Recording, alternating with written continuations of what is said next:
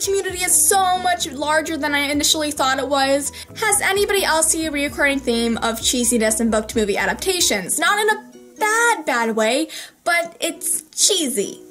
Quite cheesy. In The Giver, they did not have cheesy scenes, and they could have been cheesy. Like, for example, betraying Jonas's innocence. That could have been very cheesy and very, cringeworthy. It was not, though, and I am so thankful for that. Also, the relationship between Jonas and The Giver was just perfectly done, and it just made me, it made me tear up sometimes, just because, they ended up loving each other in not a creepy way, guys. Don't think about it in a creepy way. But they ended up loving each other and ultimately becoming each other's family. This movie was very well paced. The beginning of the movie may have seemed a little jam-packed of information, but if you noticed, a lot of book to movie adaptations have that in it, because there's a lot of things you need to know in books, and they cannot bring everything in the book to the movie, so they kind of have to jam it into the beginning so you understand the movie from that point on. So it's understandable why it was kind of jam-packed at the beginning, but then it was very well paced from that point on. Also, Asher's character was quite different in the movie than he was in the book. Asher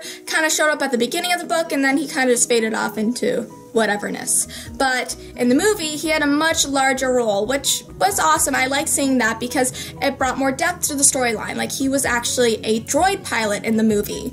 In the book, he was a recreational person. He was in charge of that stuff because he was a silly guy in the book.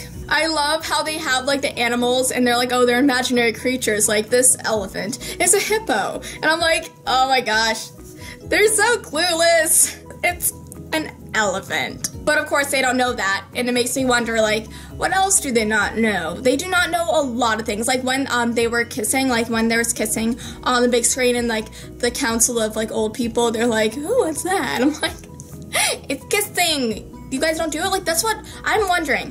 When you are paired with somebody, when you become husband and wife in the book, do they not do the dirty? Probably not. Just wondering. Jonas and the baby Gabriel, they escaped death freaking 5 times.